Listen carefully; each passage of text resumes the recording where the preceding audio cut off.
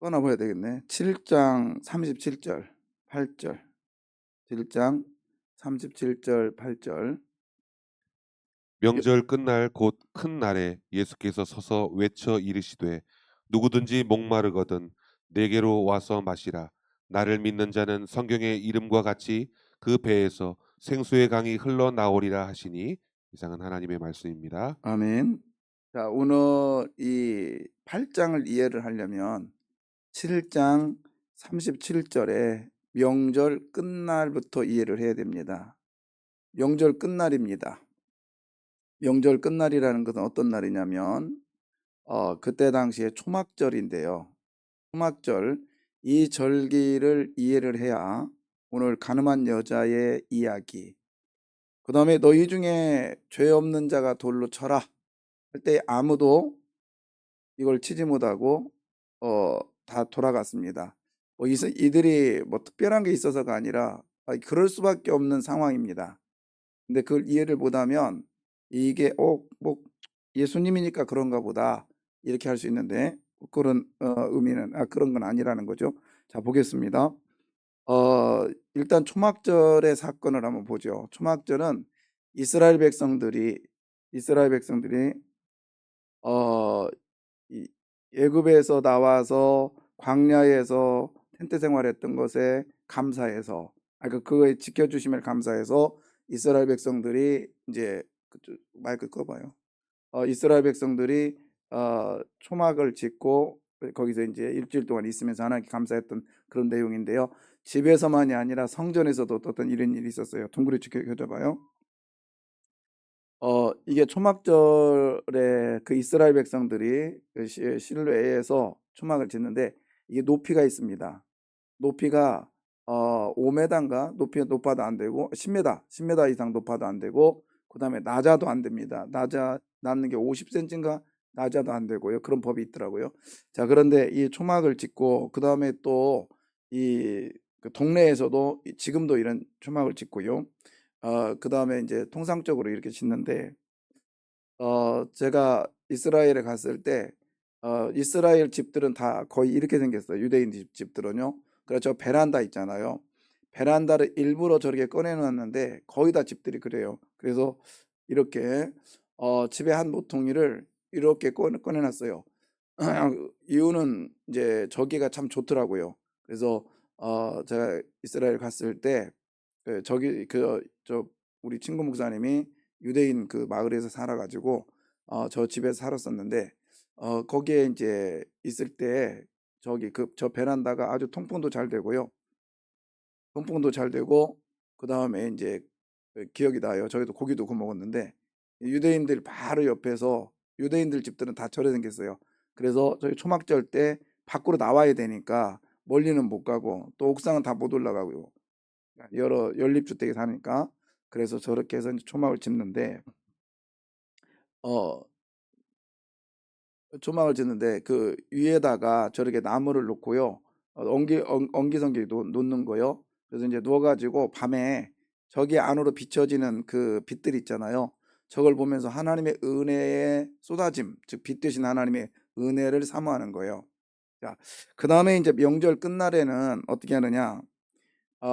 이렇게 매일같이 제단을 한 바퀴 돌아요. 돌다가 성전에서는 그 다음에 마지막 날은 일곱 바퀴를 돌아요. 저게 지금 명절 끝날이거든요.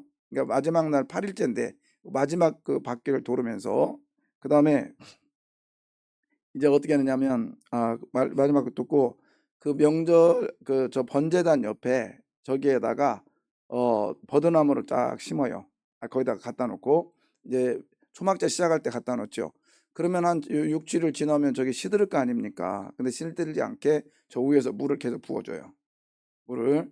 그래서 하나님이여 이 생수로 이 버드나무가 마르지 아니한 것처럼 우리들에게 물을 주셔서 이 초막절이 끝나면 물을 주셔서 이른 비를 주셔서 내년 농사 잘 되게 해주십시오. 그러면서 저희다 이렇게 부어준단 말이에요. 근데 예수님이 저 모습을 보고 야 저거 시간 지나면 에코 들어가 있는데 저거 시간 그냥 켜줘요. 저거 시간 지나면 다 말라버리잖아. 근데 나는 생수의 강이야. 생수의 강이라고 나는. 그래서 나를 믿는 자는 배에서부터 생수의 강이 넘칠 거야.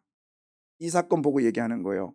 여러분, 세상이 아무리 위대하게 보여도 애들 학원 보내가지고요, 애들 잘 할 수 있다고 생각해서 보내도, 안 보내는 부모가 불안해도 우리 하나님 예수 그리스도 안에서 생수의 강이 넘치는 그 순간 주님이 책임져 주실 거예요. 자, 그 다음에 이제 마지막 날은 뭐를 하느냐?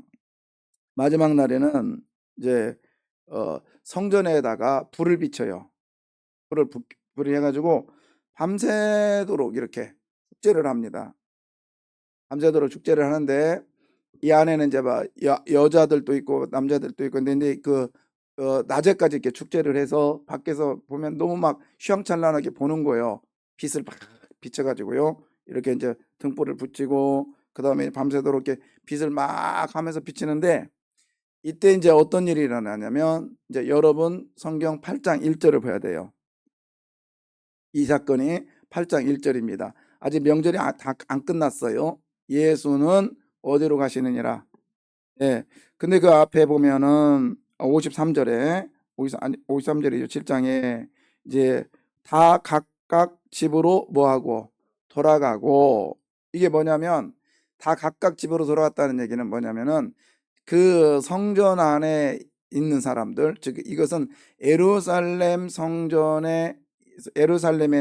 도시에 있는 사람들은 이 축제에 참여해야 됩니다. 그 다음에 도시 밖에 있는 사람들을 얘기해요. 예루살렘 도시 밖에 있는 사람들, 특별히 2km 예루살렘 성전의 밖에서 2km 전에, 그러니까 1km 전에 1km 뭐그 킬로는 잘 제가 착각하고 있는데요. 하여튼 1km 같아요. 1km 안에 있는 사람들은 이 축제에 참여를 해야 돼요. 축제. 그 다음에 1km 밖에서 온 사람들, 예수님처럼 갈릴리에서 오셨고 이런 사람들은 어떻게 하느냐? 무조건 밖으로 나가야 돼요. 예루살렘 성에 있으면 안 돼. 그래서 건너편인 감난산으로 예수님이 가신 거예요. 근데 지금 때가 약간 추울 때란 말이에요. 그래도 감난산에 이런 동굴들이 많아서 거기에 건너편에 감난산 거기 가 있다가 다음 날 이제 오게 되는 거예요. 그 얘기입니다, 이게. 그런데 지금 감난산에 예수님은 가셨지만 예루살렘 성 안에서는 지금 뭐 하고 있어요? 불을 펴놓고 축제를 하고 있는 거예요. 축제를 해요. 불이 환하게 펴 있어. 근데 그 다음 날 되면 이제 그렇게 불이 켜 있을 때 그 주변이 다 환할 거 아니에요. 화나는데 갑자기 다음 날이 됐는데 가늠한 여자를 데려왔어. 그러면 자, 여러분, 이 사람들은 초막절을 지킨 사람들이 안 지킨 사람들이에요. 가늠한 여자를 끌고 올 정도라면 이 사람들은 성전에 있지 않고 지금 가늠하는 여자를 숨어서 봤을 거란 말이에요. 보다가 저 가늠하네 그래서 딱 집어가지고 왔단 말이에요. 그러니까 이 사람들은 가늠한 여자가 지금 율법을 어겼다라는 걸 알지만 정작 자신들은 이 초막절의 마지막 날에 성전에 들어오는 것을 잊었어요, 안 잊었어요? 잊어버렸잖아요. 그죠? 예. 정작 자신들은 이 법을 어겼음에도 불구하고 다른 여자의 여자의 그 법을 어긴 거를 지금 정죄하려고 데려온 거란 말이에요. 근데 지금 이 사람들이 빛 안에 있었으면, 편한 빛 안에 있었으면 여자도 그렇고 이 사람들도 그렇고 죄를 질 수 있었을까 없었을까요? 없었지. 지금 불이 환하게 켜 있는데 가늠한 여자다 이 사람들은 어두운 데 가서 그런 짓을 했었다는 거죠. 가늠하려고 하는 여인도 어둠 속에 있었고 그 다음에 그걸 지켜보는 사람도 어둠 속에 있었어요. 그러니까 성전에서 아무리 불을 환하게 비춰도 한쪽에서는 어둠이 있을 수밖에 없다라는 거예요. 그걸 보고 예수님께서 오늘 12절에 이렇게 말하는 거예요. 8장 12절. 8장 12절. 성경 안 찾으고 그냥 쳐다봐도 되죠. 예수께서 또 말씀하여 이르시되 나는 세상의 빛이니 자, 나는 뭐라? 세상의 빛이라. 이 얘기가 이래서 나오는 거예요. 그냥 뜬금없이 나온 얘기가 아니에요. 그래서 말해요. 나를 따르는 자는 어둠에 다니지 아니하고 생명의 빛을 뭐하리라? 얻으리라. 이게 지금 초막절 사건을 같이 연결해서 짓고 있는 거예요. 이런 뜻입니다. 봐라, 너희들이 빛이 너희들이 밝힌 성전의 불은, 성전에다 그 밖에 불은 봐라, 아무리 밝아도 바로 밑에도 가늠하잖아. 바로 밑에서 가늠한 사람을 어둠 속에서 지금 잡아내려고 숨어 있잖아. 세상의 빛은 완벽할 수 없어. 그러나 나는 빛이야. 에고엠이 나는 나다. 나는 빛이야. 나를 믿는 자는 생명의 빛이 그 안에 있을 거야. 이 얘기를 하고 있는 겁니다. 세상은 아무리 화려하고 세상은 아무리 됐다 싶어도 우리 주님은 우리 주님 앞에 있지 아니하면 그건 온전한 성공은 이룰 수 없다는 사실을 기억하십시오. 예. 자, 그러면서 이제 여인의 사건을 얘기를 하는데, 이 여인, 예수님은 이 여인을 살리기 위해서 빛 되신 당신이 어떤 삶을 살고 있는가를 보여주는데, 자, 예수님이 당신이 뭐라고요? 지금 빛이라겠잖아요. 빛이라겠잖아요. 그러면 한번 생각해 봐요. 창세기의 성경에 최초로 하나님이 하신 말씀이 뭐가 있으라? 그렇죠. 빛이 있으라예요. 그 다음에 마지막 창조의 사건의 마지막은 뭐죠? 하나님 뭘 만들었어요? 누구? 사람 만들었죠. 뭘로? 그렇지. 뭘로요? 먼지로. 아담 하로 만드셨어요. 자, 땅이요, 땅. 땅이죠. 그게 먼지, 땅의 먼지.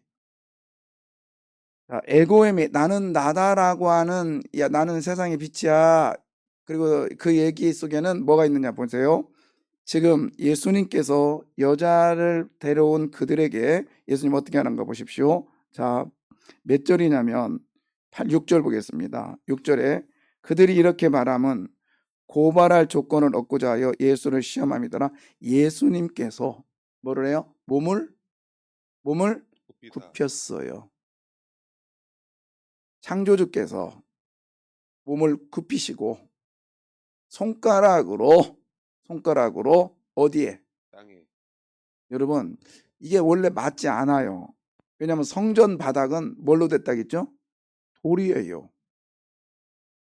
돌인데 굳이 여기서 요한은 땅이라고 하는 이 단어를 쓰는 이유가 뭘까?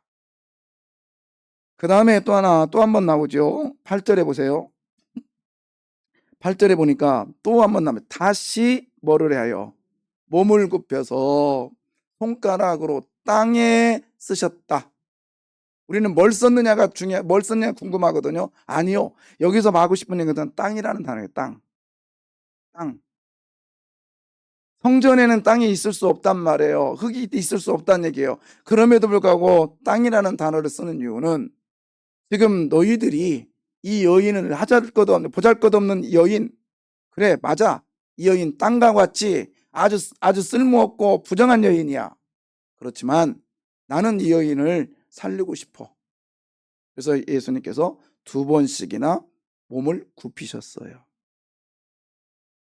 여러분, 예수님이 정죄하지 않는데 우리가 정죄하면 되겠습니까?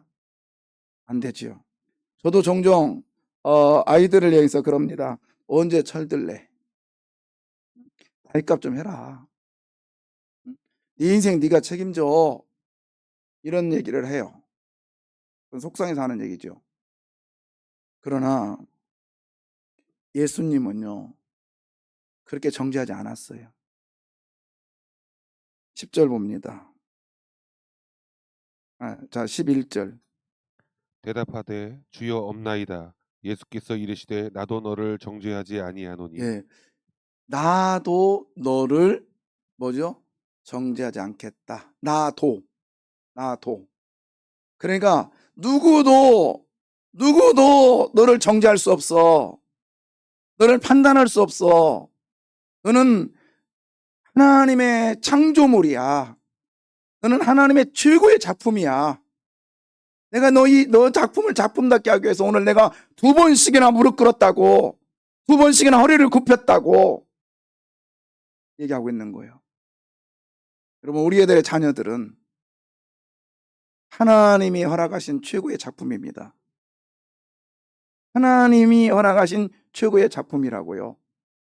내가 마음대로 하면 안 돼요. 그러니까 이 아이를 내가 내 이모대로 키우려고 하면 안 된다라는 거예요. 하나님께 맡기십시오. 하나님께 맡기세요. 그래서 저도요, 기도 제목을 그랬었어요. 첫 번째 기도 제목, 주님의 은혜를 부어주옵소서. 주님의 은혜가 그 안에 있어야만이 주께서 일하실 줄 믿습니다. 아무리 눈에 보이니까 성경 공부 보내십시오 그랬더니 애기 학원 보내야 돼요. 또 아이들은 그러대요, 저한테. 다음에는 와 그랬더니 학원 가지 말고 와 그랬더니 어제 저한테 한 얘기, 학원이 더 재밌는데 그래요. 안 돼요. 물론 재미는 있어요. 그러나 그 아이를 내가 키우려고 해보십시오. 우리 다 어르신들 경험해봤잖아요. 소용없더라. 소용없더라. 누가 키워야 돼요? 하나님이 키우셔야 돼요. 예수님조차도 정죄하지 않는, 예수님조차도 이 여인에 대해서 판단하지 않겠대요. 왜요? 이 여인은 누구의 작품이니까? 그렇죠. 하나님의 최고의 작품이니까. 그 하나님의 최고의 작품 속에 2번씩이나 허리를 굽혀, 몸을 굽혀서 땅까지 내려오시면서, 예수님은 땅에다 무엇을 쓰셨을까가 중요한 게 아니라 땅이라는 단어조차, 그래 내가 세상의 빛이야. 하나님이 말씀했죠. 하나님이 이르시되 빛이 있으라 선포하셨고, 빛이 있은 다음에 다 모든 걸 만드시고 마지막 날에 동물을 흙으로 만드시고 또 사람을 마지막 최후로 흙으로 만드시면서 하나님의 최고의 작품을 만드시며 하나님은 기뻐하시며 보시기에 심히 좋았더라. 할렐루야. 우리 하나님은 우리들에게 그런 분으로 역사하시고요. 이 아이는 내가 키울 게 아니라 하나님이 키운다는 사실을 기억하시고 하나님은 이렇게 키우실 거예요. 예수님이 옆에서 저 아이를 위해서 기도할 거예요. 그리고 저 아이가 위급한 상황이 있을 때는 예수님께서 보좌 옆에서 일어나실 거예요. 스데반이 그랬습니다. 보라, 하늘의 보좌 옆에서 예수 그리스도가 일어나 서선 것을 보라고. 때로는 앉아서 기도하시다가 내 아이가 위급한 때가 있으면 그분은 서서 하나님을 향하여 기도할 거예요. 주님께 맡기십시다. 요한일서 우리가 찾았죠. 2장 1절인가요? 요한일서 2장 1절인데 거기 보면은 아버지 앞에 당신에게 대언자가 있으니 곧 의로운 재판장이라 그랬어요. 의로운 예수 그리스도. 여러분, 예수님은 우리들에게 대언자이십니다. 대언자가 뭐죠? 파라클레토스, 파라폴레, 뭐요? 옆에서 나를 도와주는 분, 변호해 주는 분, 보혜사. 예수님은, 근데 그 예수님 뭐라고 했어요? 거기서 찾았나요? 뭐라고 했죠? 우리에게 대언자가 있어요. 옆에서 도와준다고. 뭐라고 하냐면 곧 어떤 분? 의로우시니 뭐라겠죠? 딱 정확하게 있어야 될 곳에 있게 하시는 분. 우리는 그걸 잘 몰라요. 근데 우리 주님은요, 이 사람에게는 이것이 있어야 될 것이다 그러면 이걸 주시고, 저 사람에게는 저게 있어야 될 것이다 그러면 저걸 주시는 분. 그게 무슨 분? 의로우신 분이단 말이에요. 의로우신 분. 우리 아이에게 가장 필요한 것이 무엇일까요? 우리 부모들 모릅니다. 몰라요. 절대 몰라요. 여러분 신기하지? 어떤데 그런 생각 안 들어요? 저기 내 속에서 났는데 저렇게 기특하구나, 야. 그런 생각 들지요? 그런 생각만 들으면 감사하지. 저 내 속에서 났는데 왜 저 모양일까? 그런 생각도 들지요? 어. 그래요. 몰라야 정상이에요. 예. 그거를 누가 위해서 기도해 주시냐? 예수님이 기도해 주십니다. 예수님도 정죄하지 않았다면 어? 너 언제 사람 될래? 그러지 마시고 내가 너를 키우는데 부끄럽다 야. 이런 생각 갖지 마시고 부모들은 다 한 번 정도는 참 속이 상해요. 그죠? 그러나 이제 놓으십시다. 남자가 부모를 떠나 여자와 한 몸을 이룰지라. 떠나는 날이 있어야 되는데 우리는 끝까지 잡고 있으면 그 된다 해도 안 돼요. 저는 종종 보면 자녀 때문에 부모가 어깨에 뽕이 올라가고요. 음, 저 전라도 장흥에서 올라오셨는데 그게 제가 처음에 사역할 때요. 그분이 참 저한테 잘했어요. 저의 인사가 그랬어요. "전사님 밥 먹었어요? 밥 먹고 가십시다." 그러면 "예." 그러면은 꼭 식당에서 밥을 해 줘요. 전도사 때. 어 교회에서 밥값이라고 2만 원 줬거든요. 토요일마다 와서 어 저기 하라고. 저는 그게 아까워 가지고요. 그거 헌금하고 싶어서 그게 아까워서 저녁 굶을 때가 많았어요. 그래서 헌금 2만 원 하고 싶어서. 근데 그걸 알고 이 집사님이 나중에 권사님 되셨는데 꼭 밥을 이렇게 주셔요. 그 저녁 오후에 되면 주일날 오후에 되면 또 기숙사 가서 밥 굶을 거니까 밥 먹으라고 꼭 밥 차려 놨다고 그랬어요. 근데 그 집 그러는데 보니까 그 교인들이 그분을 되게 무시를 해요. 전라도 장흥에서 올라왔다고. 어 남편이 또 무시당할 만하지. 염색 공장에서 일산에서 일하다가 주말 부부로 오니까. 그 애들은 다섯 명이 되는데 다 그냥 이렇게 살았어요. 학고방 같은 데서. 그래도 이 권사님 그래 그 무시당하면서도 그냥 계시더라고요. 근데요. 어느 순간에 제가 여기 성남 와서 필리핀에 가다가 비행기 안에서 만났어요. 선교간데요. 너무 그때도요. 저를 못 잊고요. 호주머니에다 뭘 넣어 주죠. 봤더니 돈이요. 그렇게 잘했어요. 그런데요. 나중에 보니까 교인들이 이분 대우하는 게 달라. 몇 년 전에부터 전혀 달라. 봤더니 그 아들이 고려대 법대 나와서 법관 된 거예요. 대치동에 있었어요. 그거 법관 되니까 엄마도 법관이더라고요. 예. 이게 세상이에요. 세상이에요. 그 집 딸이 나니아의 연대기라고 그 유명한 책의 번역자예요. 그래서 저한테도 선물한 적이 있거든요. 그게 애들이 다 잘 되니까 부모가 또 다 다르더라고요. 그러나 여러분 애들이 못 돼도 부모는 부모예요. 애들이 잘 돼도 부모는 부모예요. 너무 기죽지 마십시오. 그렇다고 애들이 잘 됐다고 교만하지 마십시오. 그 다 누구의 선물인데 하나님께서 하실 거예요. 나는 조력자의 역할만 하면 돼요. 누가 키울 거예요? 하나님이 키우실 겁니다. 오늘 이 아침에 우리 빛이신 주님, 햇빛 되신 예수님이 땅에다가 두 번씩이나 허리를 굽히시면서 땅을 만지실까 그러면서 땅에다가 뭔가를 쓰실 때 그 땅을 보면서 무슨 생각했을까요? 저는 이런 생각이 들어요.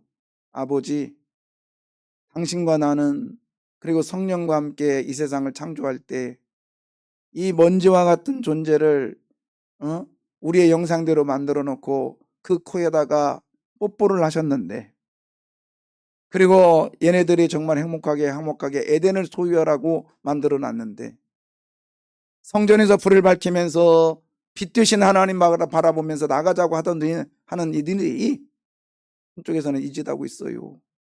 아버지 어떻게 할까요? 그러면서 땅에다가 허리를 굽히신 예수님은 가슴이 찢어졌을 거예요. 그 두 번씩이나 허리를 굽히시는 예수님, 뭐가 부족해서? 그 예수님은 오늘도 우리의 자녀들을 위해서 허리를 굽히시고 계심을 믿으십시오. 예. 그 예수님 앞에 우리는 첫 번째 주여 우리 자녀에게 은혜를 부어 주옵소서. 은혜 아니면 그 찬양 준비하시고요.